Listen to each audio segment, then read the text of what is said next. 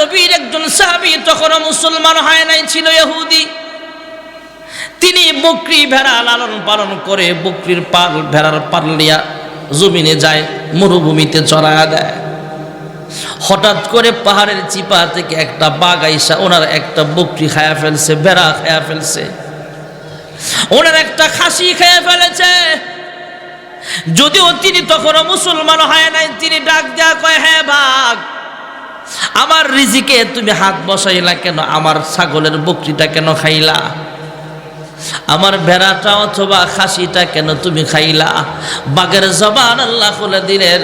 বাঘ ডাক দিয়া কয়, হ্যাঁ ভাই, তুমি এইভাবে চিল্লা চিল্লা করে কোনো লাভ নাই। হ্যাঁ রাখাল, এটা তোমার রিজিক, আমি খাই নাই।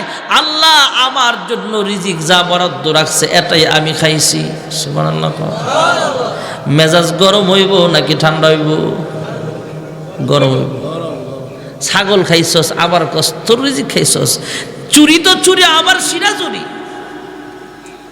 বাঘ ডাক দেয়া কয়, হ্যাঁ রাখাল, তোমারটা খাই নাই, আমারটা আমি খাইছি, আমার রিজিক ছিল এটা। রাখাল আশ্চর্য হয়, বলে কিরে বাঘ আবার কথাও কয়ে দেখা যায়? বাঘের জবান দিয়ে আবার ডাক দিয়া কয়, আমি বাঘ জবান দিয়া কথা বলতেছি, এই জন্য বুঝি তুমি আশ্চর্য হইলা। এর চাইতে বড় আশ্চর্যের বিষয় হলো, মসজিদে নববীতে আল্লাহর হাবিব রাহমাতুল্লিল আলামিন মানুষকে ইসলাম শিখায়, দ্বীনের কাজ শিখায়, আর তুমি ইসলাম না শিক্ষা, মুসলমান না হয়া এইভাবে রাখালি করতেছো। আমার কথার সাথে সেটা আরো বেশি আশ্চর্যের কথা। জোরে কোন সুবহানাল্লাহ। রাখাল বলে, কিরে, যেই নবীর কথা বাঘ উচ্চারণ করতেছে অবশ্যই তিনি 100% একজন সত্য নবী হবে। বাঘকে ডাক দিয়া বলে, হ্যাঁ বাঘ, আমি যাব পয়গম্বরের কাছে, তবে আমার ছাগলগুলো কে পাহারা দিবে? বাঘ কয়, অসুবিধা নাই, আমি দেখে শুনে রাখবো। কি মনে করেন, একটু আগে থাবা মেরে একটা ছাগল খাইয়া লেছে, হের কাছে দিয়া গেলে কি আস্থা রাখবো? এটা আতাল খালি করে লেব। শিয়ালের যদি কয়ে যান তোরা 10টা আতালের মুরগা দিয়া গেলাম, আতাল ছিলেন তো, দিয়া গেলাম, হ্যাঁ কি রাখবো? তিনি রাখাল ডাক দিয়া বলে, হ্যাঁ বাঘ, একটু আগে তো আমার অনুমতি ছাড়াই একটা খায়া লইলা, এখন যদি তোমার কাছে বকরিগুলো আমানত দিয়া যায় তাহলে আইসা দেখবো একটাও নাই। বাঘ ডাক দেয়া বলে, হ্যাঁ রাখাল, আমি মানুষের মতো নিমক খারাপ নই, আমি আর কিছু ভিতরে আমানতদারি আল্লাহ দিয়েছেন, তুমি যাও, আমার দায়িত্ব দিয়া যাও, আর আমি যে তোমার রাখালগিরি করব, তোমার বকরি ভেড়াগুলো পাহারা দিব, এই জন্য উজরত হিসাবে, মজুরি হিসাবে একটা ছাগল আমার এমনি দিয়া যাও। সুবহানাল্লাহ। আমার একটা ছাগল এমনি দিয়া যাও, আমি তোমার অন্য গুলি আর খাবো না। আল্লাহর নবীর সাহাবী তো তখনও মুসলমান হয় নাই, উনি বাঘটাকে বকরির পালের সামনে রাইখা পাহারাদার হিসেবে রাইখা রওনা হয়ে গেছে। এদিক দিয়ে আল্লাহ রাব্বুল আলামিন জিবরাইল আমিনকে পাঠায় দিছে। জোরে কোন সুবহানাল্লাহ। আল্লাহর হাবিবকে জিবরাইল আমিন জানায় দিলেন, ওগো আল্লাহর দোস্ত, কিছুক্ষণের মধ্যে একজন ইহুদি আসবে আপনার কাছে মুসলমান হওয়ার জন্য, তবে তার মুসলমান হওয়ার দাওয়াতটা কোনো মানুষ দেয় নাই, একটা বাঘ দিয়েছে। সুবহানাল্লাহ। এমন এমন ঘটনা বিস্তারিত জানায় দিলেন। আল্লাহর হাবিব সাহাবাই কেরামদেরকে মসজিদে নববী থেকে বের হলো। সাহাবাই কেরাম ওই যে একজন ইহুদি আসতেছে, রাখাল আসতেছে, তার জন্য অপেক্ষা করে, দুই দিকে সারিবদ্ধভাবে দাঁড়ায় আহলান সাহলান মারহাবা জানাইবার জন্য দাঁড়িয়ে আছে। এমনি সেই রাখাল যখন সামনের দিকে আসতেছে তখন সবাই তার দিকে তাকায় সালাম দেয়। সুবহানাল্লাহ। রাখাল ডাক দেয়া বলে, ইয়া রাসূলুল্লাহ, ইয়া হাবিবাল্লাহ, আমি যে আপনার কাছে আসতেছি, আপনার ব্যবহারে বোঝা গেল আপনি আগে থেকেই জানেন। আল্লাহর হাবিব বলে, হ্যাঁ রাখাল, তোমাকে একটা বাঘ আমার সংবাদ পৌঁছেছে। কয় হ্যাঁ। আর এখন তোমার বকরি আর ভেড়ার পালগুলো সেই বাঘটাই রাখালগিরি করতেছে। কয় হ্যাঁ।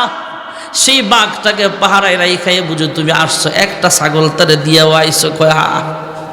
কয় আমাকে দুনিয়ার কোনো মানুষ জানায় নাই, আমার আল্লাহ স্বয়ং জিবরাইলের মাধ্যমে আমারে জানাইছে, জোরে কোন সুবহানাল্লাহ। ওই লোকটা এবার আল্লাহর হাবিবের হাত ধরে কয়, ইয়া রাসূলুল্লাহ, ইয়া হাবিবাল্লাহ, আমার এখন 100% শিওর হয়ে গেলাম, আমার ইয়াকিন হয়ে গেছে, বিশ্বাস হয়ে গেছে, আপনি আসলে আল্লাহর একজন পাঠানো পয়গম্বর। আমার এক্ষুনি আপনি কালিমা পড়ে মুসলমান বানায় দেন। আম্মাজান খাদিজাতুল কুবরা রাদিয়াল্লাহু তাআলা আনহা, ওনার একজন বান্ধবীর নাম হলো নাফিসা। নাফিসা একদিন জিজ্ঞেস করে, হ্যাঁ খাদিজা, তোমার বয়স বেশি হলো, তোমার বয়স কিন্তু বোঝা যায় না, তুমি কি আর কোনো স্বামী গ্রহণ করতে চাও না নাকি? আম্মাজান খাদিজাতুল কুবরা রাদিয়াল্লাহু তাআলা আনহা ডাক দিয়া কয়, হ্যাঁ বান্ধবী, আমার বয়স হইতে হইতে প্রায় 40-এর কাছাকাছি হয়ে গেছে, আমার আর কোনো স্বামী গ্রহণ করার নিয়ত নাই, তবে আমার একজন ব্যবসায়িক পার্টনারের প্রয়োজন। আমার ব্যবসায়িক কাজ হালচাল ধরার জন্য একজন ব্যবসায়িক পার্টনার লাগবে, একজন ম্যানেজার লাগবে। কাকে বিশ্বাস করা যায় তুমি তাড়াতাড়ি খুঁজে বের করা হোক।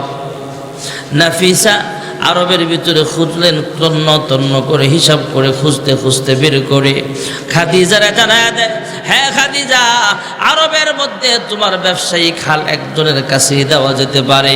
কয় কে সে? কয় তার পরিচয় হলো খাজা আব্দুল মুত্তালিবের নাতি মুহাম্মদ ইবনে আব্দুল্লাহ। আযরুকুন সুবহানাল্লাহ। যাও তুমি যাও। নাফিসা যায় কয়, হ্যাঁ মুহাম্মদ, খাদিজা তোমারে ব্যবসায়িক পার্টনার বানাতে চায়, তুমি কি বলো? আরে ব্যবসায়িক পার্টনার হতে গেলে তো পুঁজি লাগবে, অনেক টাকা লাগবে, আমার তো টাকা নাই, পয়সা নাই, আমি তো গরিবের হালাতে আছি, আমি কেমনে ব্যবসা করব? এই খবর খাদিজার কানে গেলে খাদিজা পরবর্তীতে জানায়া দিলেন, মুহাম্মদ, তোমার বিশ্বস্ততা আমানতদারি হলো তোমার পুঁজি, আর ব্যবসা করতে যত টাকা পয়সা লাগবে সব ব্যবস্থা করবে খাদিজাতুল কুবরা। যখন সুবহানাল্লাহ, ব্যবসায়িক চালান দিয়া পাঠায়া দিলেন, আবার পিছনে পিছনে একটা গোয়েন্দা লাগায়া দিছে, দেখবা মুহাম্মদ কিভাবে খায়, কিভাবে চলে, কিভাবে ব্যবসা করে।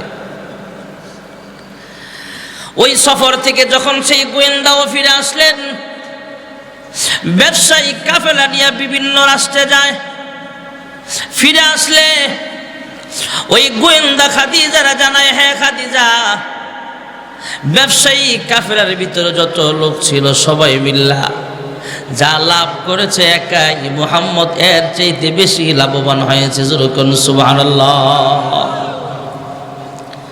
ওই ব্যবসায় কয় টাকা লাভ হইল, কয় টাকা লস হয়েছে সে খবর জানার জন্য তোমাকে পাঠাই নাই। পার্সোনাল কিছু থাকলে তুমি বলতে পারো। গোয়েন্দা ডাক দেয়া কয়, হ্যাঁ খাদিজা, একটা খবর তোমার জানায় দেই, আমরা যখন রাস্তা দিয়া যাই, দিনের বেলা দুপুর বেলা প্রচন্ড রোদের তাপ, আমরা মাথাতে ছাতা ব্যবহার করা লাগতো, অথবা ভারী কোনো ভিজা কাপড় অথবা মোটা কাপড় আমাদের মাথায় দেওয়া লাগে। কিন্তু মুহাম্মদ ইবনে আব্দুল্লাহর শরীরে রোদ লাগতো না। আমরা তাকায় দেখি, আমরা তো মোটা কাপড় ব্যবহার করি অথবা ছাতা ব্যবহার করি, আর মুহাম্মদ ইবনে আব্দুল্লাহ যেদিকে যায় এর মাথার উপর দিয়ে একটা মেঘের খণ্ড তাকে ছায়া দিতে থাকে। যখন সুবহানাল্লাহ, অনেক কিছু লক্ষ্য করে আম্মা জান খাদিজাতুল কুবরা রাদিয়াল্লাহু তাআলা আনহা মুহাম্মদ ইবনে আব্দুল্লাহর প্রতি আস্তে আস্তে ভালোবাসা জায়গা গেছে, মনের ভিতরে অনেক মোহাব্বত। একদিন সেজে গুজে বসে আছেন, নাফিসা ডাক দিয়া কয়, এ খাদিজা, তুমি তো এমনি সুন্দরী, এরপরও সাজলে তোমার আজকে অনেক ভালো লাগতেছে, আর তোমার চেহারা দেখা মনে হয় তোমার মনটা আজকে খুশি খুশি লাগতেছে, কি হয়েছে তোমার? খাদিজা ডাক দিয়া কয়, হ্যাঁ নাফিসা, বলে কোনো লাভ নাই, তোমার বইরা আমার কোনো কাজ হবে না। কয়, আমি তোমার ঘনিষ্ঠ বান্ধবী, আমার না কইলে কার কাছে বলবা? আমার কাছে বলে, দেখো কাজ হোক বা না হোক পরে দেখা যাবে। খাদিজা ডাক দিয়া কয়, হ্যাঁ বান্ধবী নাফিসা, যার হাতে আমার ব্যবসায়িক দায়িত্বটা অর্পণ করে দিলাম, এই মুহাম্মদ ইবনে আব্দুল্লাহর হাতে যদি আমার জীবন যৌবন সব কিছু পরিচালনার দায়িত্ব দিতে পারতাম, তাহলে আমি খাদিজার জীবনটা ধন্য হইতো। জোরে কোন সুবহানাল্লাহ। বান্ধবী নাফিসা যায় বলে, হ্যাঁ মুহাম্মদ, এখনো বিয়ে শাদী করো না কেন? তুমি তো দেখতে অনেক সুন্দর, বিবাহ করতে চাইলে আরবের সুন্দরী সুন্দরী মেয়েরা তোমার কাছে বিবাহ বসতে পাগল হবে, এরপরও বিবাহ বসো না কেন, বিবাহ করো না কেন?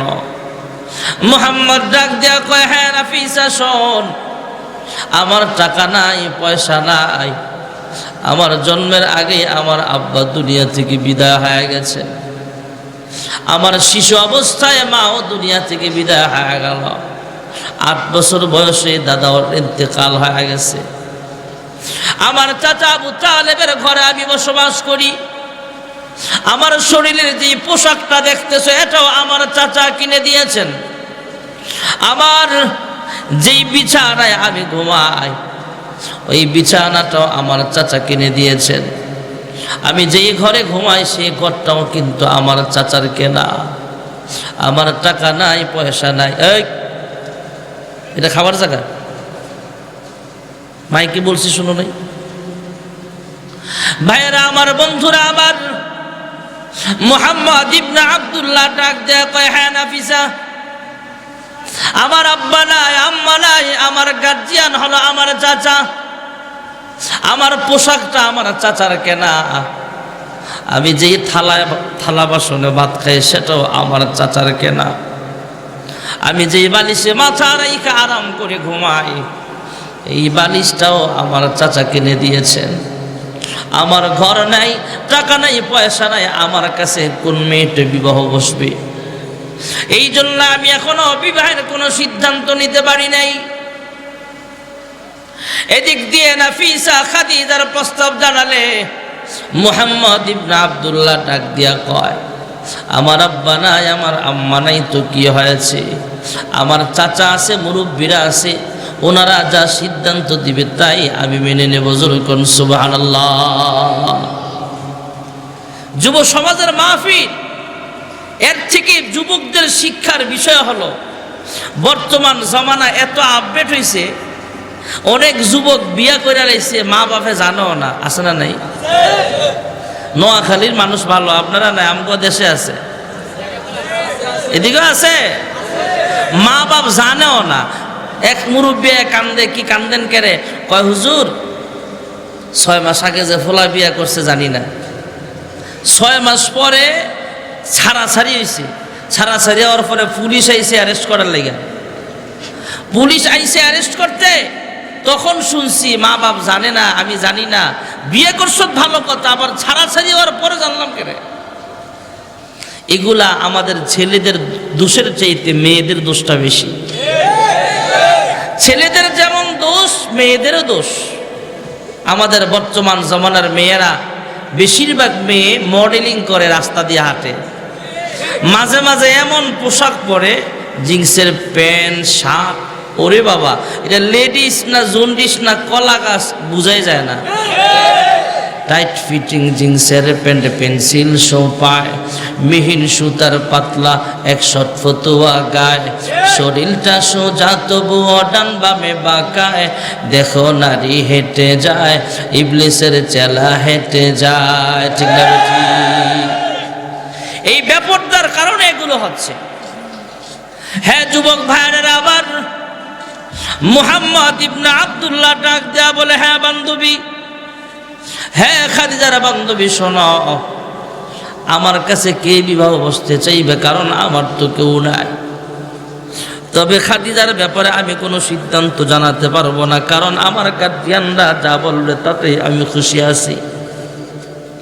খাজা আবু তালেবের মাধ্যমে প্রস্তাব জানানো হলে মুরব্বীরা একসাথে বৈশা পরামর্শ কইরা সব দিক থেকে বিবেচনা কইরা সিদ্ধান্ত নেওয়া হয়েছে। 40 বছরের আম্মা জান খাদিজাতুল কুবরা রাদিয়াল্লাহু তাআলা আনহা আর 25 বছরের মোহাম্মদ ইবনে আব্দুল্লাহ দুজনকে বিবাহ পড়ায় দিছে। যেরকম সুবহানাল্লাহ। আল্লাহর হাবিব নবুয়তি পেয়েছেন 40 বছরে। এর 5 বছর আগের কয়েকটা কথা না বললেই নয় ভাইয়েরা আমার। মক্কাতুল মুকাররমার মানুষের ভিতরে একটা দ্বন্দ্ব শুরু হয়ে গিয়েছিল। আমরা যেমন পুরাতন মসজিদ ভাঙ্গা নতুন করে সংস্কার করি, নতুন করে বিল্ডিং সাজাই, বিল্ডিং তুলি, পুরান বিল্ডিংটা ভাঙ্গা নতুন করে বহুতল ভবন আমরা এইভাবে মসজিদটা গড়ে তুলি। মক্কাতুল মুকাররমার দেওয়ালগুলো পুরাতন হয়ে গেছে। সব দলের নেতারা ঐক্যবদ্ধ হয়ে ওই বিল্ডিং এর কাজটা পুনরায় সংস্কারের কাজ করা হলো। পুরাতন বিল্ডিংটা ভাঙ্গা নতুন করে বিল্ডিং সাজানো হয়েছিল। তবে কাজের সুবিধার্থে হজরে আসওয়াদ পাথরটা সরাই অন্যত্র রাখা হয়েছিল। কাজ কমপ্লিট হওয়ার পর কোন দলের নেতারা এই পাথরটা স্থানে রাখবে এই নিয়ে মানুষের ভিতরে মারামারি শুরু হয়ে গেছে। এক দলের নেতারা বলে আমরা পাথরটা জায়গায় রাখবো, কারণ আমরা মক্কার কাছের মানুষ, প্রতিবেশীর হক বেশি, তাই আমরা মক্কার প্রতিবেশী হিসাবে আমরা এই পাথরটা যথাস্থানে রাখবো। আরেক দলের নেতারা বলে না, আমরা রাখবো কারণ আমাদের ভোটার সংখ্যা বেশি, জনসংখ্যা বেশি, আমাদের লাঠির জোর বেশি। আরেক দলের নেতারা বলে না না, আমরাই রাখবো কারণ আমরা ক্ষমতাসীন দলের লোক। এমন মারামারি ঝগড়া বিবাদ আমাদের সমাজে নাই না আছে। একজন ডাক দেয়া কয় তোমরা থামো, পারস্পরিক মাথা ফাটাফাটি করে কোনো লাভ নাই। আমাদের ভিতরে একজনকে মুরব্বী মানো, ওই মুরব্বী আমাদেরকে যা সিদ্ধান্ত দিবে আমরা বিনা কথায় মেনে নিব। আরেকজন ইয়ং ম্যান দাঁড়ায় বলে হ্যাঁ চাচা আপনার কথা খুব সুন্দর হয়েছে, আমরা একজনকে মুরব্বী মানলেই তো পারি, তবে কারে আমরা মুরব্বী মানতে পারি? চাচায় ডাক দিয়া কয় অমুক এলাকার নেতা সাহেব, তিনি তো একজন সমাজের হাজী সাহেব, ভালো মানুষ। আর একজন পিছন দিকে ডাক দিয়া কয় আপনি জানেন সেই মুরব্বীটা ভালো মানুষ, হাজী সাহেব ভালো মানুষ, তবে ওনার একটা গোপন সমস্যা আছে। কয় কি সমস্যা? কয় উনি 50 লাখ টাকা সৌদে লাগায় রাখছে। এমন আছে না না? আমার এক মুসল্লি, এই শিশমারে আমার এক মুসল্লি, এখনকার না আগের 2011-12 সালের কথা, সামনের কাতারের মুসল্লি কয়েকবার হজ করছে, সুন্দর করে চুল দাড়িগুলো লাল রাখে। আপনারা আবার মাইন্ড করে না, আপনারা না, আপনারা ভালো। ওই ঢাকার এক মুসল্লির কথা বলতেছি। মাঝে মাঝে দেখি দোকানে বইসা, এখানে বইসা মাঝে মাঝে উমুকে বালানা, উমুকে বালানা, লাস্টে হুজুরেও বালানা, এমন ফদের কিছু মানুষ আছে না, এ দেখি এমন করে, আমার পিছে নামাজ পড়ে আমার বদনাম করে। আমি যুবক ঘরে জিজ্ঞেস কি রে হাজি সাহেবের বেজালটা কই, ঝামেলা কি? হুজুর তাহাজ্জুদ পড়ে হাজি সাহেব, আবার আওয়াবিন পড়ে, দেখেন না মাঝে মাঝে মাগরিব থেকে আসা পর্যন্ত বই বই জিকির করে। আমি ভালো মানুষ, কিন্তু উনি হুজুরকে পিছে লাগে কে? হুজুর ভেজাল আছে। আমি কারে কি ভেজাল বলো না? হুজুর আপনার কম যেত না, আপনার কইলে আগামী শুক্রবারে শুরু করবেন। ওয়াদা দিলাম অন্তত আগামী শুক্রবারে এই ওয়াজটা করতাম না। কি সমস্যা কম? হুজুর উনি 30 লাখ টাকা সৌদে লাগায় রাখছে। এমন সুদখোর সমাজে আছে না নাই? আর হ্যাঁ গো দা ফোটে, মসজিদের সামনের কাতারে মন যায় না, এমন আছে না নাই? আর এই সুদখোর ঘুষখোররা মসজিদের কোনায় কোনায় এখানে সেখানে বইসা বারবার হুজুরের দিক চোখ রাঙ্গায় তাকায়, দেহে হুজুরে সুদের বিরুদ্ধে কয়নি। হুজুরে যদি সুদের বিরুদ্ধে একটা জুমার বয়ান দিছে তো মসজিদ থেকে বেরোয়া জুমার পরে হুজুর খেদাও আন্দোলন শুরু করে। এমন পদের মুসল্লি আছে না না? অনেক মাহফিলে গেল কিছু মানুষ কানে কানে কয় হুজুর এ ওয়াজ করেন না, এ ওয়াজ করেন, কি ওয়াজ করেন না, কি ওয়াজ করেন আপনারা বুঝছেন তো? জিগাইলাম ভাই কি সমস্যা? এ ওয়াজ করণ যাইতো না, উমুক ওয়াজ করণ যাইব, ওয়াজ কি আবার ভাগ আছে নাকি? হুজুর বেশি কথা বুঝান যাইতো না, উপর মহলের চাপ আছে। কোন মহলের চাপ আছে? উপর মহলের চাপ আছে। তখন আমরা উলামায়ে কেরাম বলি, আরে ভাই তুমি একজন নেতা হিসাবে তোমার যদি উপর মহলের চাপ থাকতে পারে, আমরা ওয়ারাসাতুল আম্বিয়া উলামায়ে কেরাম, সমাজের উলামায়ে কেরাম, আমরা হক কথা বলবো। আমরা কারো চোখ রাঙ্গানিকে ভয় পাই না। উলামায়ে কেরাম জেল ফাঁসির মঞ্চকে ভয় পায় না। উলামায়ে কেরাম হক কথা বলেছে বলেই যাবে। জোরে কোন ঠিক না বেঠিক? আপনার যেমন উপর মহলের চাপ আছে, আমরা যদি হকটা না বলি আমাদেরও উপরওয়ালার চাপ আছে, ঠিক না বেঠিক? কি হবে আলেম হয়ে ইমাম সেজে সমাজেতে, যদি পারো সত্য কথা উচ্চ স্বরে না বলিতে। চাকরির ভয় করো যদি ছেড়ে দাও ওই না গদি, কি হবে ধোকা দিয়ে আল্লাহকে, কি হবে বেঁচে থেকে। অযথা বিদ্যা শিখে যদি না করতে পারি শোষণবিহীন সমাজটাকে, কি হবে বেঁচে থেকে, ঠিক না বেঠিক? আরেকজন ডাক দেয়া কয় অমুক এলাকার নেতা, কয় ওনার ভিতরেও বেজাল আছে। কয় আর অমুক মসজিদের সেক্রেটারি সাহেব, সভাপতি সাহেব, কয় ওনার ভিতরেও বেজাল আছে। কয়েকজন ডাক দেয়া কয় চাচা এইভাবে মুরব্বী আমরা তালাশ করে খুঁজে পাইব না। কয় তাহলে আমরা কেমনে পাবো বলো? ডাক দেয়া বলে আগামীকাল সকালবেলা ফজরের নামাজের সময় সবাই মক্কাতুল মুকাররমায় আসবো। আয়েশা দেখবো সবার আগে কে মসজিদে প্রবেশ করেছেন। সবার আগে যিনি মসজিদে আসছেন তিনি হলো সমাজের সবচেয়ে ভালো মানুষ। যেরকম সুবহানাল্লাহ। আপনাদের এই বাইতুল আমার মসজিদে সবার আগে মসজিদে কে যায়? যিনি আজান দেয়, এনাকে কি বলা হয়? সবাই জোরে কর না কি? মুয়াজ্জিন।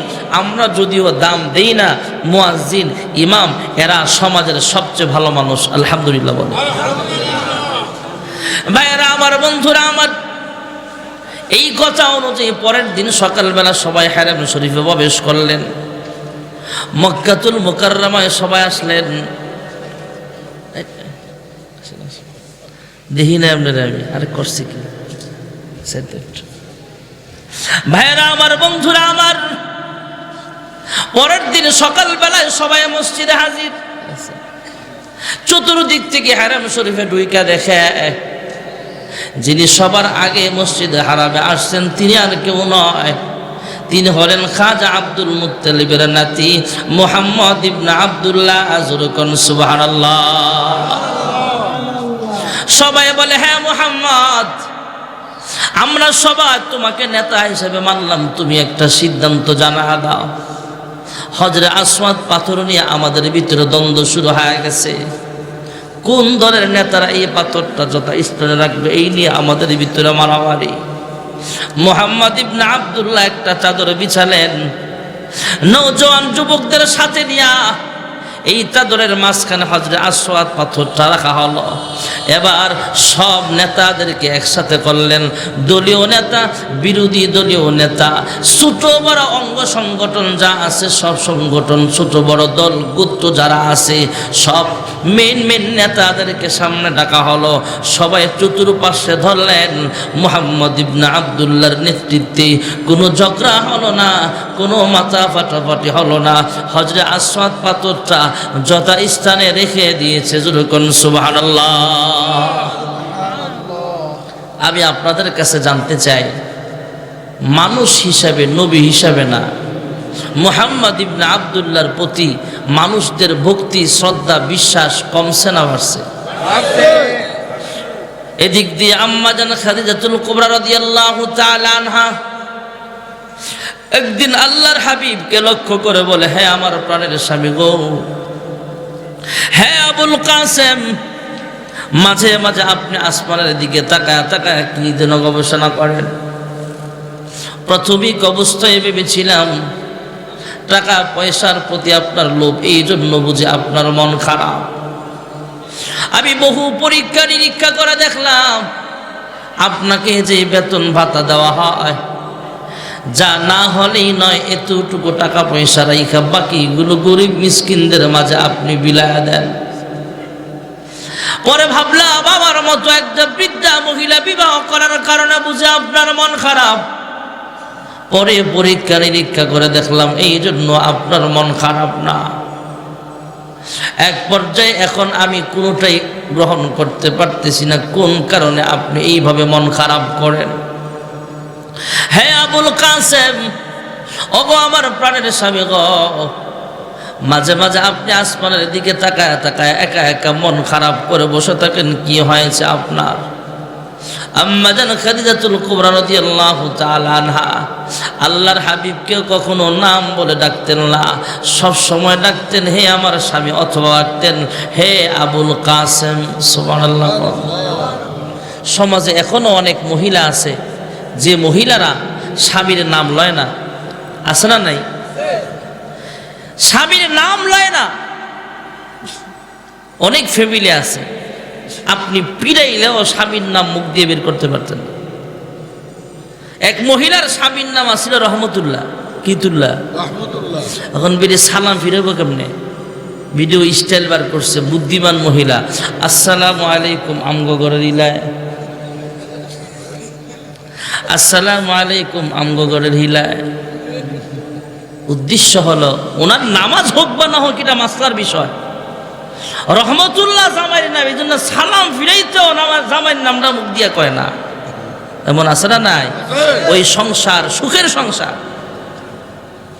আর বর্তমান যুগে বেশি শিক্ষিত তো একটা আর একটার নাম লয়ে রাখে, জামাইয়ের নাম সাগর, বউর নাম হচ্ছে নদী, এমন আছে না নাই? জামাইয়ের নাম সাগর, বউর নাম কি? ভার্সিটিতে পড়ছে, প্রেম করছে, বিয়ে করছে, সাংসারিক জীবনে নাম কয়া ডাকে, এই সাগর এদিকে আসো, সাগর নদীরে রাহে, এ নদী কাম হিয়ার। তো ছোট্ট পোলা বড় হইতেছে, কথা শিখছে, হ্যাঁ ডাহে এ সাগর এদিকে, এ নদী এদিকে আয়ো। বেজাল কমছে না বাড়ছে? রাত্রেবেলা সাগর আর নদী পরামর্শ করে কি করা যায়। বউ ডাক দিয়া কয় বেশি শিক্ষিত তো, আমাদের কাছ থেকে শুনে তো সাগর আর নদী শিখছে, আব্বা আম্মাটাও আমরাই শিখিয়ে দিব। ল আচ্ছা তুমি আমার ডাক আম্মা, আমি তোমার ডাকবো আব্বা। বেজাল কমবো না বাড়বো? হ্যাঁ পর্দানশীল মা বোনেরা আমার, আম্মা জান খাদিজাতুল কুবরা রাদিয়াল্লাহু তাআলা আনহা আল্লাহর হাবিবকে কখনো নাম বলে ডাকতেন না, সব সময় ডাক দিতেন হে আবুল কাসেম, হে কাসেমের আব্বা, কি হয়েছে আপনার? আপনি মন খারাপ করে কেন বসে থাকেন?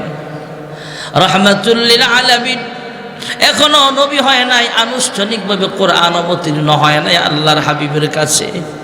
আল্লাহর হাবিব ওই বয়সে আল্লাহর হাবিব ডাক দিয়া কয়, এ খাদিজা, আরবের মানুষগুলো অনেক খারাপ হয়ে গেছে, জাহেল হয়ে গেছে। আমার মন চায় ওই যে উঁচা একটা পাহাড় দেখা যায় জাবালে নূর, ওই পাহাড়ের উপরে বৈশা বৈশা একা একা মালিকের ধ্যানে সময় কাটাইতে শুরু করুন। সুবহানাল্লাহ। আম্মা জান খাদিজাতুল কুবরা রাদিয়াল্লাহু তাআলা আনহা ডাক দিয়া কয়, গো আমার স্বামী গো, যান যান আপনি পাহাড়ের উপরে মালিকের দেন সময় কাটায় দেন, সাংসারিক কোনো ঝামেলা আপনার পোহাতে হবে না, আমাকে নিয়ে টেনশন করবেন না, আমার সতীত্বের হেফাজত ঠিক মতোই থাকবে ইনশাআল্লাহ, আমি আপনার সংসারটা গুছা রাখবো, কোনো অসুবিধা নেই, বাজার নিয়ে টেনশন নাই, সন্তান নিয়ে টেনশন নাই, ঘর বাড়ি নিয়ে টেনশন করতে হবে না, আপনি আমার পক্ষ থেকে অনুমতি দিলাম, আপনি আল্লাহর তালাশে বের হয়ে যান। জোরে করুন সুবহানাল্লাহ। আল্লাহর হাবিব সেখানে পাহাড়ের উপরে উঠা সময় কাটায়। আমাদের বাংলাদেশেও পাহাড় আছে, আলুর টিলা পাহাড় সমতল থেকে 1800 ফুট উঁচা। আল্লাহর হাবিব রাহমাতুল লিল আলামিন হিজরতের রাতে আবু বকর সিদ্দিককে সঙ্গে নিয়ে যেখানে অবস্থান করেছিলেন, আত্মগোপন করেছিলেন জাবালে সুর, ওই পাহাড়টা সমতল থেকে প্রায় 5500 ফুট উঁচা। আল্লাহর হাবিব নবুয়ত পাওয়ার আগে থেকেই যে পাহাড়ে অবস্থান করতেন, আল্লাহর দেনে সময় কাটায় দিতেন, ওই পাহাড়টা সমতল থেকে 2500 ফুট উঁচা। জোরে করুন সুবহানাল্লাহ। সময় যায়, দিন যায়, রাত যায়, ভাইরা আমার, আম্মা জান খাদিজা আল্লাহর হাবিবকে অনুমতি দিলেন, ঠিক আছে, কিন্তু ঘরের মধ্যে ওনার মন বসে না, সন্তানদেরকে খাবার খাওয়ায়, নিজে খাবারের টেবিলের সামনে নিয়ে যখন বসছে খাবার খাবে, খাবারের প্লেটের সামনে নিয়ে বসে গেছে, খাবার খাওয়ার জন্য প্রস্তুত। এমন সময় মনকে বলে, হ্যাঁ মন, তোমার এমন ভালো স্বামী মুহাম্মদ ইবনে আব্দুল্লাহ, এমন ভালো স্বামীটারে মানুষ দাওয়াত দিয়া খাওয়ায়, মোহাব্বত করে দোকানে নিয়ে বসায়, তারা দিয়া দোয়া করায় যাতে দোকানে বরকত হয়। আর এমন ভালো স্বামীটারে না খাওয়ায় তুমি কেমনে খাবার খাও? সুবহানাল্লাহ। সমাজে অনেক মহিলা এখনো আছে, স্বামী আসবে আরো 2 ঘন্টা পরে, স্বামীরে সারা খানা খায় না, আছে না নাই? গ্রামের মহিলাদের দেখেছি, ওরা রান্নার পরে স্বামী আসবে 3 ঘন্টা 4 ঘন্টা পরে, বেশি ক্ষুধা লাগছে, এরপরও পাতিলার উপরের ভাতটা চামচ দিয়ে আলাদা রাইখা বাকিটা খায়। যেটা গ্রাম্য ভাষায় আগ ভাত, প্রথম ভাত। এমন আছে না নাই? কত মোহাব্বত স্বামীর জন্য। আর ডিজিটাল বউ রান্নার সময় কয়ে নিজের ব্যাটারি আগে চার্জ দিয়া লই, গোস্ত কিনে দিছে 5 কেজি, রান্না করে যখন সামনে দিছে কম কম লাগে, দেখ কম কম লাগে, কই কি রে গেদার মা, গোস্ত দি কম কম লাগে, কয় রান্নার সময় লবণ চাইতে চাইতে আধা কেজি খাইয়ে দিছে। আম্মা জান খাদিজাতুল কুবরা রাদিয়াল্লাহু তাআলা আনহা স্বামীরে একা রাইখা তিনি কেমনে খাবার খাবে? 2500 ফুট উপরে আল্লাহর হাবিব রাহমাতুল লিল আলামিনের জন্য আম্মা জান খাদিজা খাবারের ব্যবস্থা করতেন। যখন সুবহানাল্লাহ, বয়স বাড়তে বাড়তে প্রায় 40-এর কাছাকাছি যখন হয়ে গেছে, ভাইয়ারা আমার, মহান রব্বুল আলামিন জিবরাইল আমিনকে পাঠায়া দিলেন। জিবরাইল আইসা ডাক দিয়া কয়, ইকরা ইয়া মুহাম্মদ। পয়গম্বর জবাব দেন, মা আনা বিকারিন। আবার বলেন ইকরা। পয়গম্বর জবাব দেন, মা আনা বিকারিন, আমি পড়বো না, পড়তে জানি না। অথবা তুমি একটা পড়া পড়তে বলবা, আমি পড়বো, আমি কিন্তু সেই মানুষ না। সুবহানাল্লাহ। তুমি একটা পড়া পড়তে বলবা, তুমি সিলেবাস সাজাইছ যে মানুষ বানরের সন্তান, তোমার কথা, তোমার এই লেখাটা যদি আল্লাহ এবং তার নবীর বিরুদ্ধে যায়, এমন পড়ার মানুষ আমরা না। ঠিক না বেঠিক? জোরে কর। এই শিক্ষাটা নবী দিয়েছেন আমাদেরকে। জিবরাইল বলেন ইকরা, পয়গম্বর জবাব দেন, মা আনা বিকারিন, তুমি একটা পড়া পড়তে বলবা, আমি পড়বো, আমি কিন্তু সেই মানুষ না। আল্লাহর হাবিব বলেন, দুনিয়ার কোন উস্তাদের কাছে আমি লেখাপড়া করি নাই, তবে বুইস্তু মুআল্লিমা, আল্লাহ আমার শিক্ষক বানায় পাঠাইছেন। যেরকম সুবহানাল্লাহ। আমি দুনিয়ার কোন শিক্ষকের কাছে পড়ি নাই, দুনিয়ার কোন মাদ্রাসায় পড়ি নাই, দুনিয়ার কোন স্কুল কলেজ ভার্সিটিতে আমি লেখাপড়া করি নাই, তবে উতিতুল ইলমাল আউয়ালিন ওয়াল আখিরিন, পৃথিবীর শুরু থেকে শেষ পর্যন্ত সব ইলম আল্লাহ তাআলা আমার সিনার মধ্যে আল্লাহ লিখিয়া দিয়েছেন। সুবহানাল্লাহ। জিবরাইল আবার বলে ইকরা, পয়গম্বর জবাব দেন, মা আনা বিকারিন। এক পর্যায়ে জিবরাইল আমিন পয়গম্বরের সিনার সাথে সিনা লাগায় একটু চাপ মারলেন। আপনাদের খিলপাড়া বাজারে যেমন ফটোস্টেট মেশিন আছে, এক পৃষ্ঠা থেকে আরেক পৃষ্ঠা ফটোস্টেট হয়ে যায়, জিবরাইল আমিনের সিনার সাথে পয়গম্বরের সিনা লাগলে আল্লাহ রাব্বুল আলামিন জিবরাইলের সিনার ভিতরে যত ইলম ছিল সবগুলো ফটোকপি করে পয়গম্বরের সিনার ভিতরে আল্লাহ উঠায়া দিয়েছেন। সুবহানাল্লাহ। এবারে জিবরাইল আমিন রবের নামে পড়তে বললেন, ইকরা বিসমি রাব্বিকাল্লাযী খালাক। রবের নাম শোনা মাত্র আল্লাহর হাবিবও পড়তে শুরু করে দিয়েছেন, ইকরা বিসমি রাব্বিকাল্লাযী খালাক। যখন সুবহানাল্লাহ। মহান আল্লাহ রাব্বুল আলামিন জিবরাইল আলাইহিস সালামের মাধ্যমে কোরআন অবতীর্ণ করেছেন, তাই তিনার নামটাও কোরআনুল কারীমের ভাষায় আল আমিন। নাযালা বিহির রূহুল আমিন।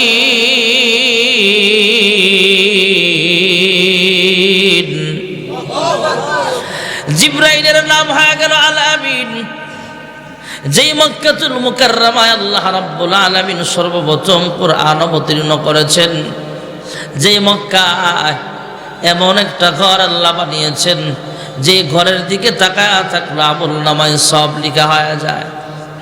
এমন একটা ঘর, যেই ঘর সরাসরি সামনে রাইখা 1 রাকাত নামাজ আদায় করলে 1 লক্ষ রাকাত নামাজের সওয়াব আমল নামায় লেখা হয়ে যায়। এমন একটা ঘর যেখানে আছে, যেই মক্কায় আল্লাহ রাব্বুল আলামিন সাহেবে কোরআনকে পাঠিয়েছেন, যেই মক্কায় সর্বপ্রথম কোরআন অবতীর্ণ করেছেন, সেই মক্কার নামটা কোরআনের ভাষায় আল আমিন। যখন সুবহানাল্লাহ। والتين والزيتون وطور سينين وهذا البلد الأمين।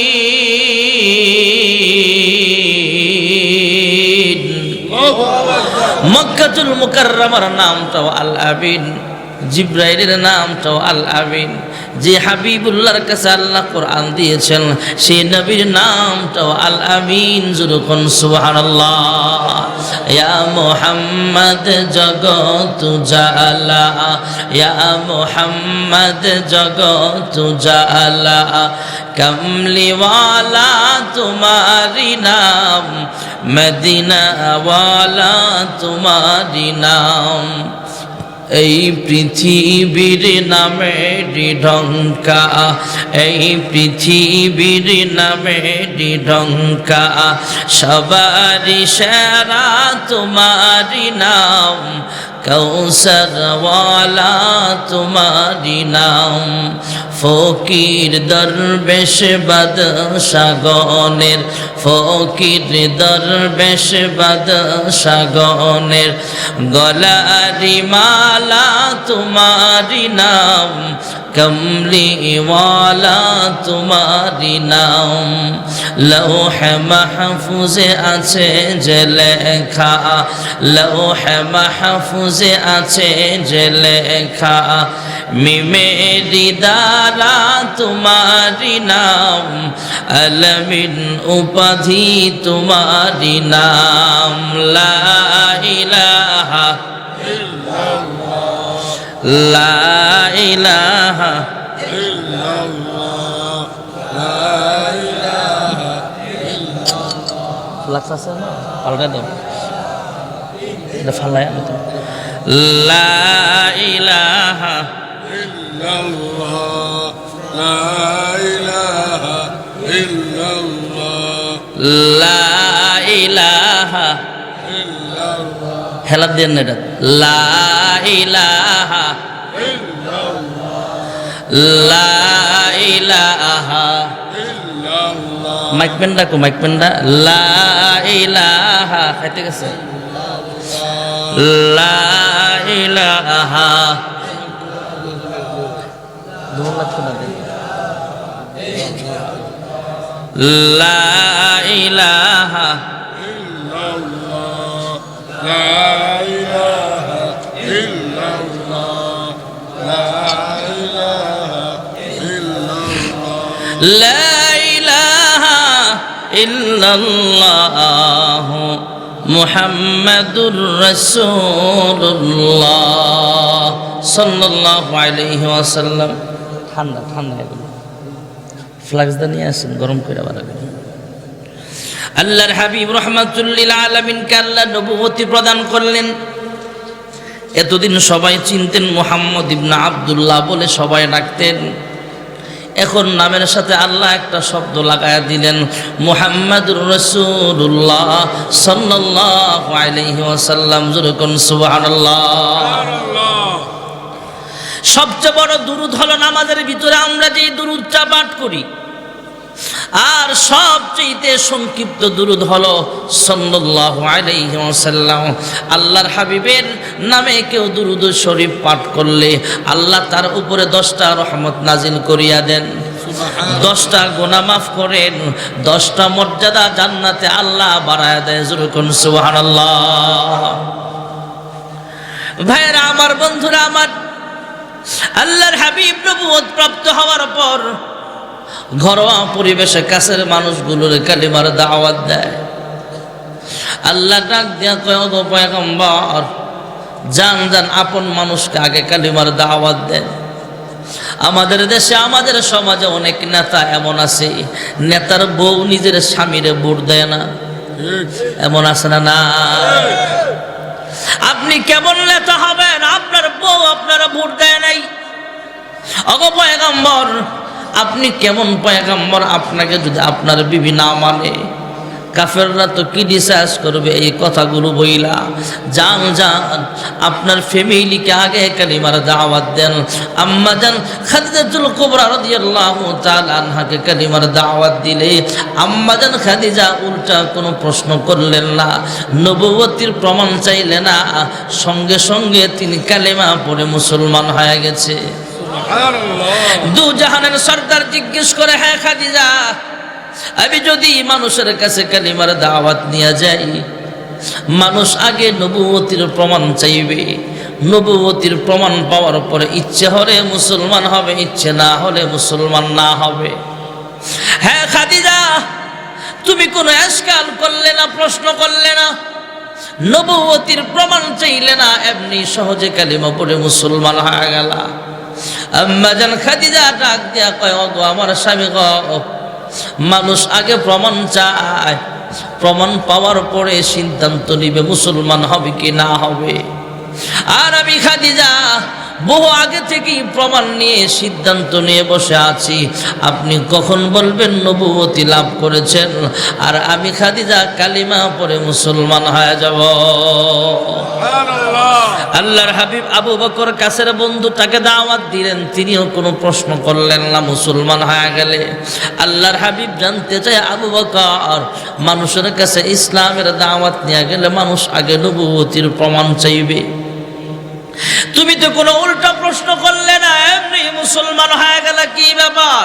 আবু বকর সিদ্দিক কয়, ওগো পয়গম্বর, ছোট্ট থেকে আপনার সাথে বড় হলাম, হয়তো 2-1 বছরের বড় ছোট আমরা হতে পারে, কিন্তু ছোট্টবেলার বন্ধু আমরা।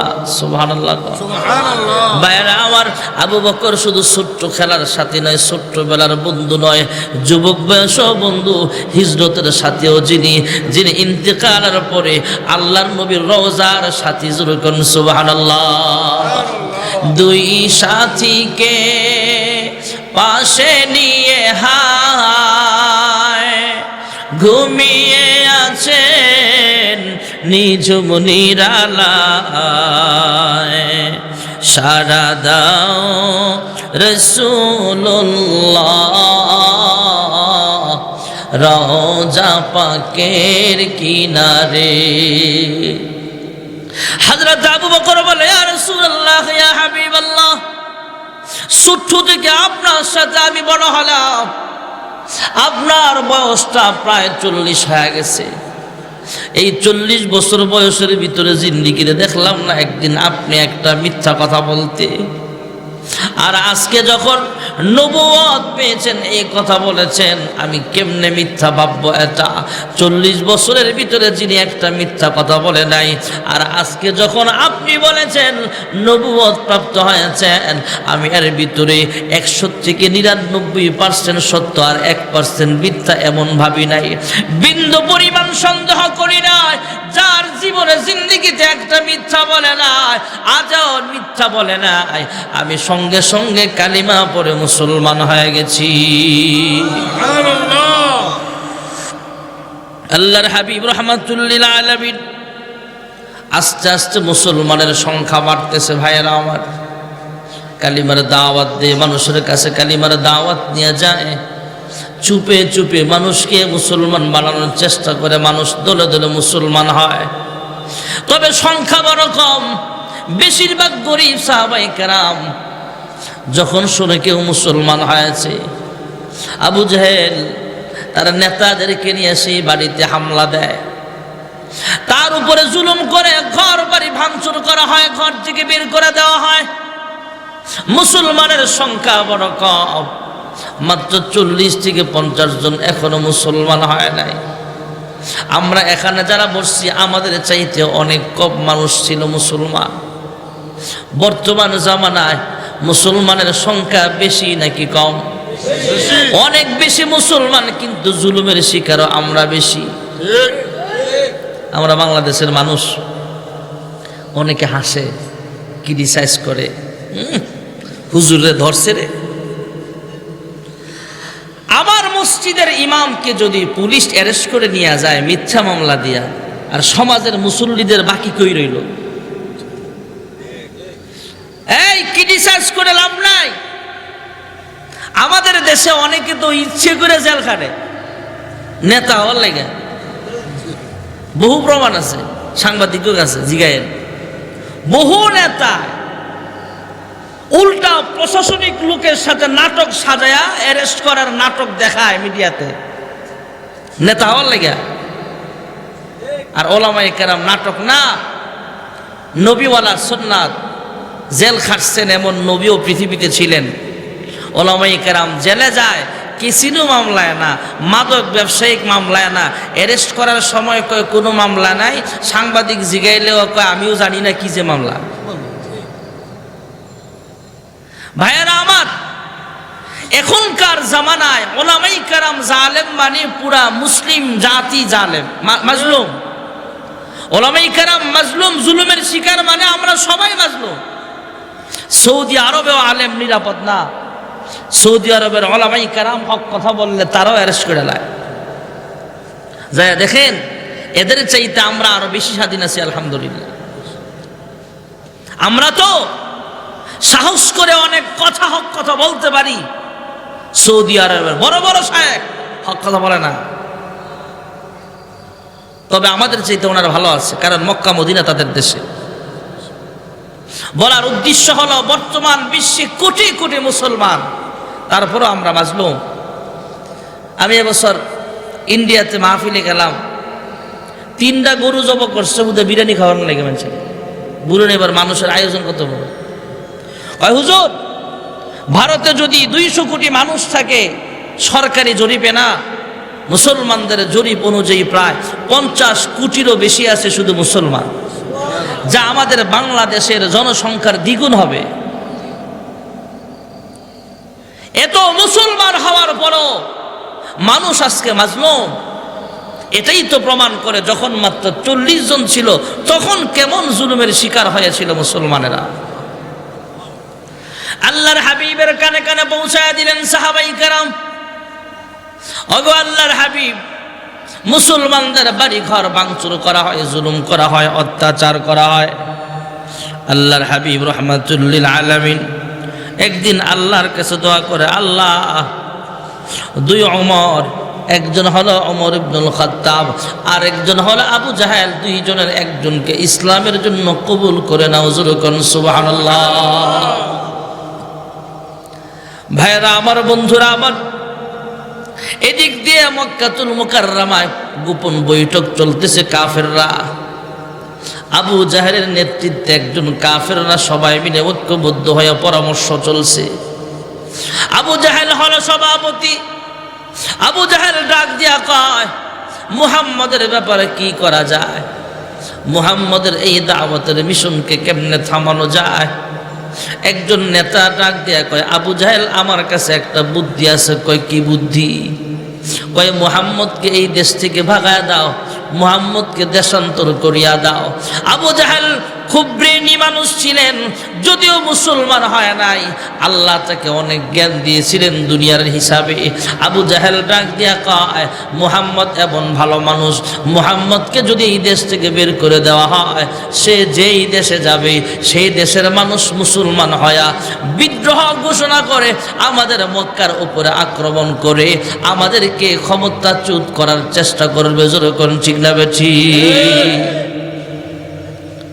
আবু জাহেল ঠিকই বুঝছে, সে বলে মুহাম্মদকে এই দেশ থেকে ভাগায়ও কোনো লাভ নেই। আরেকজন বলে, আমার কাছে আরেকটা বুদ্ধি আছে। কয়, কি বুদ্ধি? কয়, মুহাম্মদকে জেলখানায় আবদ্ধ করিয়া দাও। আবু জাহেল খুব ব্রেনি মানুষ, সে সবকিছু বিবেচনা করে ডাক দিয়া কয়, মুহাম্মদকে জেলখানায় দিয়াও কোনো লাভ নাই। কয়, কেন? কয়, এখন জেলখানায় যারা আছে দেশের সবচেয়ে বড় শীর্ষ সন্ত্রাসী, দেশের সবচেয়ে বড় চোর, দেশের সবচেয়ে বড় মাদক ব্যবসায়ী, সবচেয়ে বড় অস্ত্র পাচারকারী, বড় বড় ক্যাডার ডাকাত এরা আছে জেলখানায়। আর মুহাম্মদ এমন ভালো মানুষ, মুহাম্মদকে যদি জেলখানায় দেওয়া হয়, এই ভালো মানুষটার সংস্পর্শে আইসা জেলের সব খারাপ মানুষগুলো মুসলমান হয়ে যাবে, বিদ্রোহ ঘোষণা হবে, জেলের তালা ভাঙবে, তোরে আমার পিঠায় আরব সাগরে ভাসাইব। জোরে কোন ঠিক না বেটি? আমরা না বুঝলো আবু জাহেল বুঝছি। কয় মুহাম্মদকে দেশান্তর করেও লাভ নাই, মুহাম্মদকে জেলখানায় ভরেও লাভ হবে না, এই মিশন বন্ধ হবে না। কি বলেন? ওলামাই কেরাম জেলখানায় গেলে কি দাওয়াত বন্ধ হয়ে যায়? ওলামাই কেরাম জেলখানায় গেলে জেলের মানুষগুলো নামাজি হয়, যে মানুষগুলোরে কোরআন তেলাওয়াত শিখাইবার মতো কেউ নাই, এদেরকে জেলখানার কয়েদি আলেম তাকে জেলখানার ভিতরেই কোরআন শিখায়, এমন বহু প্রমাণ আছে না নাই? আবু জাহেল ডাক দিয়া কয় মুহাম্মদকে জেলে দিয়াও লাভ নাই, মুহাম্মদকে দেশান্তর করেও কোনো লাভ নাই, তাহলে কি করতে চান বলেন? আমরা যাই বলি আপনি বলেন এটা করার দরকার নাই, সেটা করে লাভ নাই, আপনি একটা কইয়া দেন। আবু জাহেল ডাক দিয়া কয় মুহাম্মদের মাথা কাইটা কে আনতে পারবা? নাউজুবিল্লাহ। আরেকজন কয় মুহাম্মদের মাথা দিয়ে আপনি কি নেবেন? যে আনতে পারবে তার পুরস্কারটা কি? আবু জাহেল কয় মুহাম্মদের মাথা কাইটা যদি কেউ আনতে পারো তাহলে তোমার 100 লাল উট পুরস্কার দেওয়া হবে। নাউজুবিল্লাহ। মাথার দাম 100 লাল উট। বর্তমান জমানায় 100 দামি গাড়ি, দামি প্যারাডো গাড়ি, পাজারো গাড়ি যেমন সবচেয়ে দামি, তৎকালীন জামানায় সবচেয়ে দামি যানবাহন ছিল লাল উট। বাজারের ভিতরে সবচেয়ে দামি উট হলো লাল উট। তৎকালীন জামানার যানবাহন মরুভূমির জাহাজ।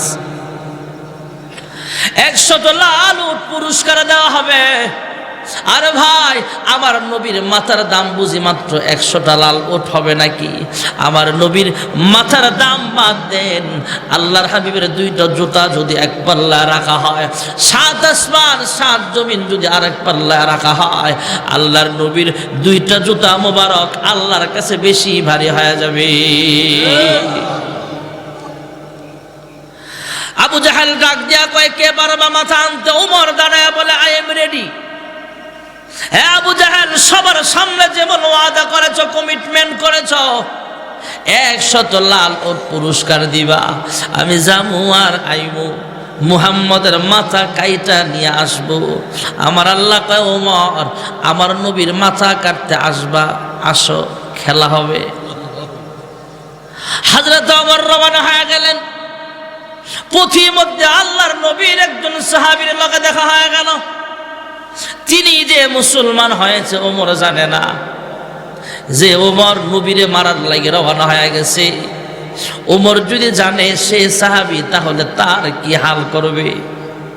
এই লোকটা এলাকার মানুষ হিসাবে ওমর তাকে চিনে, এই লোকটা ওমরকে ভালো করে চিনে। ডাক দিয়া কয় ওমর কোথায় যাও? কয় মুহাম্মদের মাথা কাটতে যাই। জোরে কর নাউজুবিল্লাহ। কয় কি হয়েছে বলো?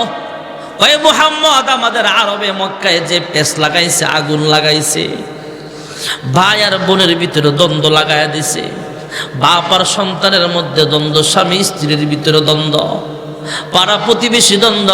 যে আগুন লাগাইছে তাকেই সমাধান করতে হবে। এবার হযরত ওমর যখন এই কথাগুলো বললেন, আল্লাহর নবীর সাহাবী নিজের পরিচয় গোপন রাখলেন। তিনি যে মুসলমান হয়েছেন এটা গোপন রাখা বলে, ওমর, পরের ঘরের আগুন পরে নিভাইতে যাও, আগে তোমার নিজের ঘরে আগুন লাগছে সেই খবরটা লও। সুবহানাল্লাহ। হযরত ওমর চোখগুলো বড় বড় করে ধমক দিয়া কয়, আমার ঘরে আবার কে আগুন লাগাইছে? তাড়াতাড়ি বল। আল্লাহর নবীর সাহাবী নিজের পরিচয় গোপন রাইখা কয়, হে ওমর, একটু আগে শুনতে পাইলাম তোমার বোন ফাতেমা আর তোমার বোনের জামাই কালেমা পড়ে মুসলমান হয়ে গেছে। ওমর ডাক দিয়া কয়, যেখানে দাঁড়িয়ে আছো সেখান থেকে এক চুল পরিমাণ লড়বা না। তোমার যদি কথা মিথ্যা হয় তাহলে তোমার খবর আছে, আর যদি তোমার কথা সত্য হয় তাহলে আমার বোন আর বোনের জামার খবর আছে। মুহাম্মদের কারে পাশে পড়ে যাব, মুহাম্মদের সাথে আমার রফা দফা পড়ে হবে। আগে আমার ঘর সামলাইতে রওনা হলাম। উটটা ঘুরায় দিলেন, মোটর সাইকেলটা ঘুরায় দিলেন, যানবাহনটা ঘুরায় কয়, তোমার কথা যদি সত্য হয় মুহাম্মদের সাথে আমার ফয়সালা পরে হবে। আগে আমার বোনের বাড়ির দিকে রওনা হলাম। রাস্তাটা ঘুরায় দিয়েছেন, জোরে বলেন কে? এদিক দিয়ে বোন ফাতেমার বোনের জামাইকে সাহাবী একজন তেলাওয়াত শিখাচ্ছিলেন। ওমর ইবনুল খাত্তাব দরওয়াজায় যায় আওয়াজ দিলে দরওয়াজা খোলা হলো। তবে দরওয়াজা খোলার আগে ভিতরের কোরআন তেলাওয়াতের আওয়াজ ওমরের কানের সাহায্যে অন্তর পর্যন্ত আল্লাহ তাআলা পৌঁছায়া দিয়েছেন। ভেতরে কে যেন তেলাওয়াত করতেছিলেন, তাহা মা আনজালনা আলাইকাল কুরআন লিতাশকা। কোরআনের অ্যাকশন শুরু হয়ে গেছে, জোরে কোন সুবহানাল্লাহ। হযরত ওমর দরওয়াজায় আওয়াজ দিলে বোনের জামাই দরওয়াজা খুললেন। কারি সাহেব আড়ালে লুকায়া গেলেন। বোনের জামাইকে সামনে পায়া তাকে আঘাত করতেছে, জুলুম করতেছে। এইভাবে কালার ধরে চর তাপ্পর গুসা যা মারার মারতেছে, তলোয়ারের উল্টা পিঠ দ্বারাও পিটায়। বোন ফাতেমা সামনে আইসা কয়, ভাই ওমর, আমার ভাই হয়ে আমার স্বামীর গায়ে আঘাত করবা, এটা আমি বরদাস্ত করব না। এবার বোনের গায়েও আঘাত করতেছে। রক্তাক্ত চেহারা নিয়ে বোন ডাক দিয়া কয়, হে ভাই ওমর, যে মায়ের সন্তান আমিও কিন্তু একই মায়ের সন্তান। তুমি যে মায়ের দুধ পান করেছ আমিও কিন্তু সেই মায়ের দুধ পান করেছি। আমারে ভয় দেখায় কোনো লাভ হবে না। হে ভাই ওমর, আমাকে মারতে মারতে দুনিয়া থেকে বিদায় করে দিতে পারবা? আল্লাহর কসম করে বলি রে ভাই, এক মুহূর্তের জন্য কালিমা ছাড়তে আমি রাজি হব না। আল কোরআনের সৈনিক আমি, নেই কো পরাজয়, এক আল্লাহর গোলাম আমি, এই তো পরিচয় আমার, এই তো পরিচয়। এই পৃথিবীর সবই নকল, এই পৃথিবীর সবই নকল, আসল কিছু নয়, এক আল্লাহর গোলাম আমি, এই তো পরিচয় আমার, এই তো পরিচয়। যেরকম ঠিক না বেঠি?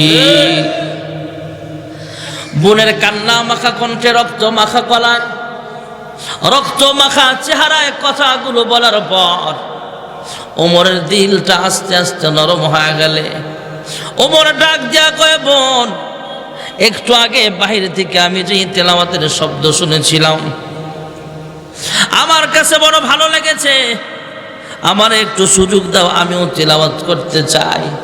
বোন ফাতেমা এবার ভাইয়ের হাত ধইরা কয়, ওরে ভাই, এই মুহূর্তে তোমার তেলাওয়াত করার সুযোগ দেওয়া হবে না। আগে চলো আল্লাহর হাবিবের দরবারে, আগে কালেমা পড়ে মুসলমান হইবা, তারপরে তোমাকে তেলাওয়াতের সুযোগ করে দেওয়া হবে। যেরকম সুবহানাল্লাহ। সংক্ষিপ্ত আকারে বলছি ভাইয়েরা আমার, ওমরকে আল্লাহর হাবিবের কাছে নিয়ে যাওয়া হলো। ওমর মুসলমান হয়ে গেলে মুসলমানদের শক্তি আস্তে আস্তে বেড়ে গেল। ওমর ডাক দিয়া কয়, ওগো আল্লাহর হাবিব, এই মুহূর্তে আমার কি আমল আছে আপনি বলেন। ওমর ডাক দিয়া বলেন, ওগো রাসূলুল্লাহ, ওগো আল্লাহর হাবিব, কি আমল? কয়, আমরা চুপে চুপে নামাজ পড়ি, যখন তুমিও আমাদের সাথে নামাজ আদায় করবা। এই ওমর, আমরা যখন চুপে চুপে কোরআন তেলাওয়াত করি তুমিও করবা। ওমর ডাক দেয়া কয়, ওগো আল্লাহর বন্ধু, আমি ওমর মুসলমান হওয়ার পরেও যদি এইভাবে চুপে চুপে কালিমার দাওয়াত দেওয়া লাগে তাহলে আমি মুসলমান হয়ে আর কি লাভ হলো? আপনি চলেন মক্কাতুল মুকাররমায়, চুপি চুপি নামাজ পড়তে হবে না, আজান হবে, আপনার ইমামতিতে সাহাবায়ে কেরাম নামাজ আদায় করবে। কেউ যদি বাধা দিতে আসে আমি ওমর একাই যথেষ্ট। যেরকম সুবহানাল্লাহ। ওমর মুসলমান হওয়ার পরে মুসলমানের শক্তি কমছে না বাড়ছে? দোয়া হয়ে যাবে। সকলেই বসেন। ভাইয়েরা আমার, আল্লাহর হাবিব মক্কি জিন্দিগিতে 13 বছর পর্যন্ত দাওয়াত দিলেন। 13 বছর পর্যন্ত কাফেরদের কোনো প্রতিবাদ করার হুকুমই আল্লাহ দেয় নাই। মদিনায় গেলেন। মদিনায় যাওয়ার পরে কাফেররা যখন মদিনায় আক্রমণ করতে গেছে, তখন আল্লাহ জিহাদের বিধান নাজিল করলেন। মদিনায় অনেক ঘটনা ঘটছে। মদিনায় যাওয়ার পরে তো মদিনা থেকে আইসা ওই যে আবু জাহেল বলছে মুহাম্মদকে দেশান্তর করলো বিপদ, এটাই বাস্তব হয়েছে। মদিনা থেকে আইসা মুসলমান সাহাবাই কেরাম সহ আল্লাহর হাবিব মক্কা বিজয় করেছেন। সুবহানাল্লাহ বলেন। ভাইরা আমার, বন্ধুরা আমার, আল্লাহর নবীর একজন সাহাবী তখনও মুসলমান হয় নাই, ছিল ইহুদি। তিনি বকরি ভেড়া লালন পালন করে বকরির পাল ভেড়ার পাল নিয়ে জমিনে যায়, মরুভূমিতে চড়ায়া দেয়। হঠাৎ করে পাহাড়ের চিপা থেকে একটা বাঘ আইসা ওনার একটা বকরি খায়া ফেলছে, ভেড়া খায়া ফেলছে, ওনার একটা খাসি খায়া ফেলেছে। যদিও তিনি তখনও মুসলমান হয় নাই, তিনি ডাক দেয়া কয়, হ্যাঁ বাঘ, আমার রিজিকে তুমি হাত বসাইলা কেন? আমার ছাগলের বকরিটা কেন খাইলা?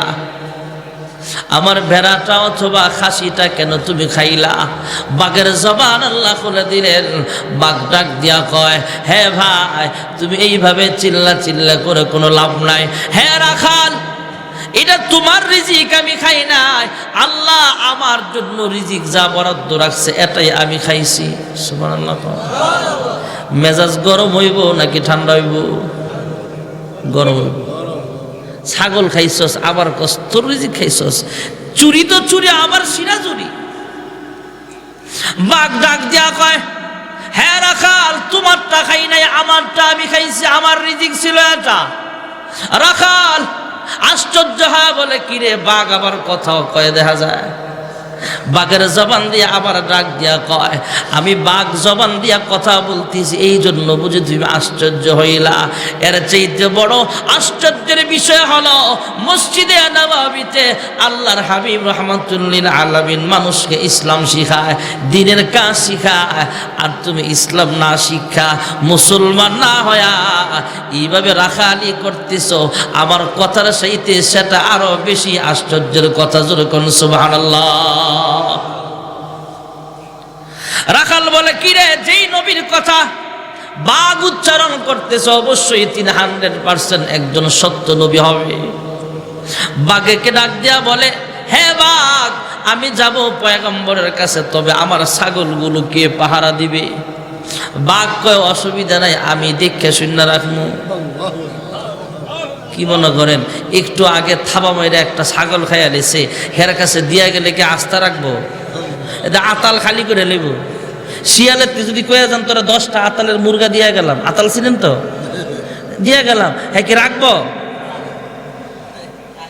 তিনি রাখাল ডাক দিয়া বলে, হ্যাঁ বাঘ, একটু আগে তো আমার অনুমতি ছাড়াই একটা খায়া লইলা, এখন যদি তোমার কাছে বকরিগুলো আমানত দিয়া যায় তাহলে আইসা দেখবো একটাও নাই। বাঘ ডাক দিয়া বলে, হ্যাঁ রাখাল, আমি মানুষের মতো নিমো খারাপ নই, আমি আর কিছু ভিতরে আমানতদারি আল্লাহ দিয়েছেন, তুমি যাও, আমারে দায়িত্ব দিয়া যাও, আর আমি যে তোমার রাখালগিরি করব, তোমার বকরি ভেড়াগুলো পাহারা দিব, এই জন্য উজরত হিসাবে, মজুরি হিসাবে একটা ছাগল আমার এমনি দিয়া যাও। সুবহানাল্লাহ। আমার একটা ছাগল এমনি দিয়া যাও, আমি তোমার অন্য গুলি আর খাবো না। আল্লাহর নবীর সাহাবী তো তখনও মুসলমান হয় নাই, উনি বাঘটাকে বকরির পালের সামনে রাইখা পাহারাদার হিসেবে রাইখা রওনা হয়ে গেছে।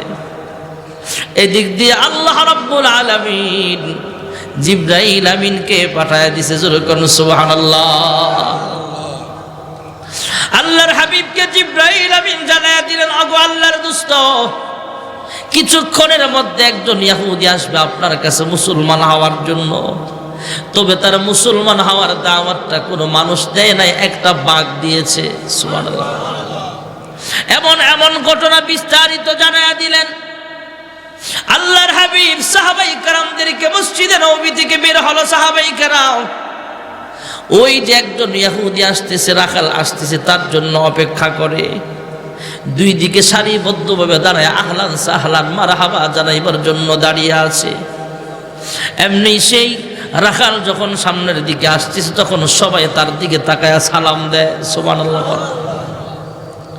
রাখাল ডাক দিয়া বলে, ইয়া রাসূলুল্লাহ, ইয়া হাবিবাল্লাহ, আমি যে আপনার কাছে আসতেছি আপনার ব্যবহারে বোঝা গেল আপনি আগে থেকেই জানেন। আল্লাহর হাবিব বলে, হ্যাঁ রাখাল, তোমাকে একটা বাঘ আমার সংবাদ পৌঁছেছে। কয় হ্যাঁ। আর এখন তোমার বকরি আর ভেড়ার পালগুলো সেই বাঘটাই রাখালগিরি করতেছে। কয় হ্যাঁ। সেই বাঘটাকে পাহারায় রাখাই বুঝো তুমি আসছো, একটা ছাগল তারে দিয়েও আইছো। কয় হ্যাঁ। কয় আমাকে দুনিয়ার কোনো মানুষ জানায় নাই, আমার আল্লাহ স্বয়ং জিবরাইলের মাধ্যমে আমারে জানাইছে। যখন সুবহানাল্লাহ।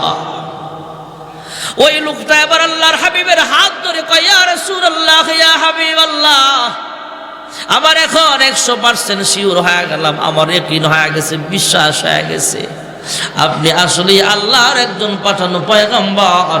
আমার এক্ষুনি আপনি কালিমা পড়ে মুসলমান বানায় দেন।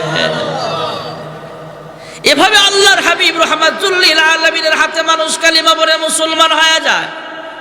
আল্লাহর হাবিব দুনিয়া থেকে চলে গেছেন, কিয়ামত পর্যন্ত আল্লাহ কোন নবী রাসূল পয়গম্বর আর জমিনে পাঠাবে না। কিয়ামত পর্যন্ত ঈসা আলাইহিস সালাম যিনি আসবেন নবী হিসাবে নয়, উম্মত হিসাবে আসবেন। আল্লাহ তাআলা আল্লাহর হাবিবকে শেষ নবী বানায়া জমিনে পাঠিয়েছেন। মা কানা মুহাম্মাদুন আবা আহাদিম মির রিজালিকুম ওয়ালাকিন রাসূলুল্লাহি ওয়া খাতামান নাবিয়্যিন। আল্লাহর হাবিবকে আল্লাহ রাব্বুল আলামিন কোন পুরুষের বাবা বানান নাই। এর ভিতরে মুফাসসিরিনগণ লেখেন এর ভিতরে অনেকগুলো কারণ।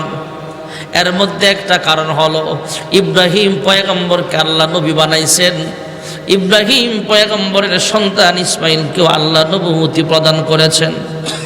আমার নবীর ছেলে যদি বড় হয়, ইব্রাহিম নবীর সম্মানের মতো করার জন্য যদি আল্লাহর হাবিবের সন্তানটাকেও আল্লাহ নবুয়তি প্রদান করেন, তাহলে আমার নবীও আর শেষ নবী হতে পারল না। আর যদি বড় হওয়ার পরও সন্তানটাকে আল্লাহ নবুয়তি প্রদান না করে, তাহলে সম্মানের দিক থেকে ইব্রাহিম নবীর সন্তান নবী, তিনিও নবী, সম্মান বেশি। আমার নবীর সন্তান বড় হয়েছে, নবী হয় নাই, শুধু নবী, তিনি হলেন আল্লাহর পাঠানো পয়গম্বর। ইব্রাহিম নবীর সম্মান বেড়ে যায়। তাই আল্লাহ তাআলা বলেন, আমি আল্লাহ আপনার সম্মান কমাইবার জন্য নয়, আমি আল্লাহ আপনাকে শেষ নবী বানাইলাম, কোনো পুরুষের বাবা বানাই নাই। যেরকম সুবহানাল্লাহ। আনা খাতামুন নাবিয়্যিন লা নাবিয়্যা বাদি আও কামা ক্বালান নাবিয়্যু আলাইহিস সালাতু ওয়াস সালাম। আল্লাহর হাবিব বলেন, আমার পরে আল্লাহ তাআলা কাউকে নবুয়তি প্রদান করবে না কিয়ামত পর্যন্ত। আল্লাহর নবীর পরে যদি কেউ নবী দাবি করে, সে কি আসলেই নবী নাকি ভণ্ড? গোলাম শয়তান কাদিয়ানি, নাম আসল হলো গোলাম আহমদ কাদিয়ানি। এক চোখ টেরা, কানা। কানা মানুষ আল্লাহ বানাইছে ঠিক আছে, কিন্তু কোনো কানা মানুষে আল্লাহ নবী বানায় নাই।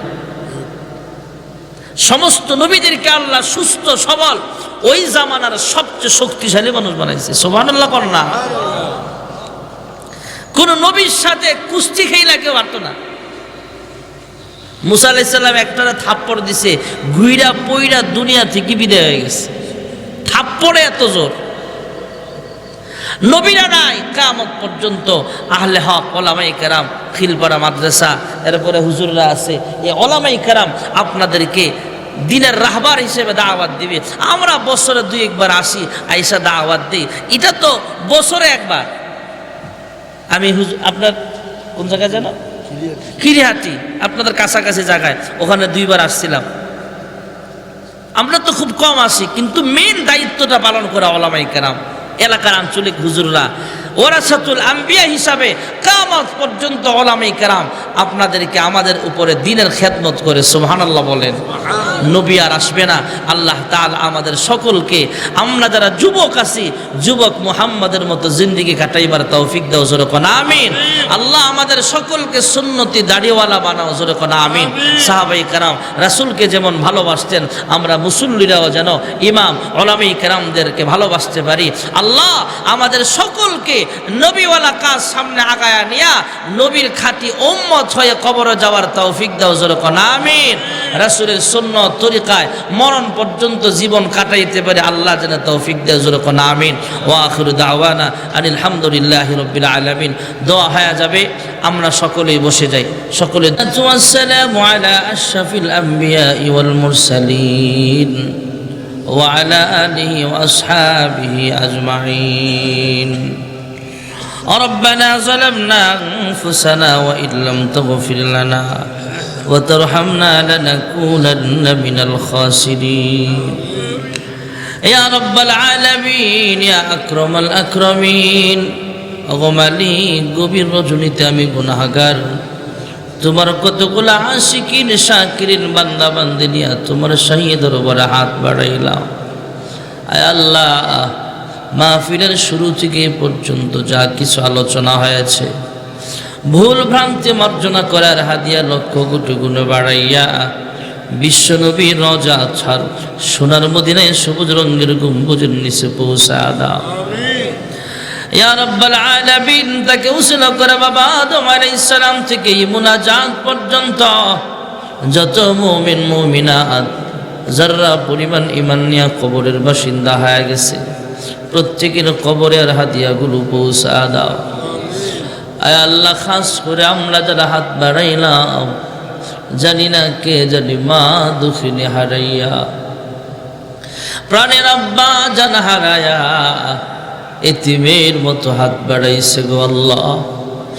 জানি না গো মালিক, কার মা বাবার কবরে জাহান্নামের সাপ কামড়ায়। জানি না গো আল্লাহ, কার মা বাবার কবরে জাহান্নামের আগুন দাউ দাউ করে জ্বলতেছে। তাদের পক্ষ থেকে মাফ চাই, ক্ষমা চাই। আজকের মাহফিলের উসিলায় তাদের কবরগুলো জান্নাতের বাগান বানায় দাও। রব্বির হামহুমা কামা রব্বায়ানি সগীরা। আয় আল্লাহ, এই মসজিদের ইমাম, মুয়াজ্জিন, মুসল্লি যারা আছে প্রত্যেককে তুমি বরকত দান করো। এই মসজিদের অনেক লোক পুরানা মুসল্লি কবরের বাসিন্দা হয়ে গেছে, তাদেরকে মাফ করে দাও। যারা টাকা পয়সা দিয়া, সুপরামর্শ দিয়া এমন সুন্দর আয়োজন করেছে, বিশেষ করে যুবক ভাইয়ারা, প্রত্যেকের মনের নেক আশাগুলো পূরণ করিয়া দাও। অনেক যুবক যুবতী বিবাহের উপযুক্ত, আয় আল্লাহ নেককার পাত্র পাত্রীর ব্যবস্থা করিয়া দাও। অনেকের বিবাহ হয় কিন্তু সন্তান হয় না। আয় আল্লাহ, তুমি সন্তান দেওয়ার মালিক, নেক সন্তানের বাবা মা হিসেবে তুমি কবুল করিয়া নাও। আমাদের সকলকে 5 ওয়াক্ত নামাজি বানাও। সামনে মাহে রমজান আসতেছে, আল্লাহুম্মা বারিক লানা ফি রজব ওয়া শাবান ওয়া বাল্লিগনা রমাদান। আমাদের সকলকে 5 ওয়াক্ত নামাজি বানায় দাও। আমাদের সবাইকে সুন্নতি দাড়িওয়ালা বানায় দাও। প্রতি বছর এই মাহফিলকে তুমি কবুল করিয়া নাও। আয় আল্লাহ, আমার মতো গুনাহগার আসমানের নিচে জমিনের উপরে আরেকজনও নাই। আয় আল্লাহ, আমরা গুনাহগার, তোমার নাম গফফার। আমাদের গুনাহগুলো তো তুমি গোপন রেখেছ গো আল্লাহ। আমার গুনাহের খবর যদি আম্মা আব্বা জানতো, তাহলে সন্তান বলে পরিচয় দিবে না। আমার গুনাহের খবর যদি ড্রাইভার জানতো, গাড়িতে আমাকে বসতে দিত না।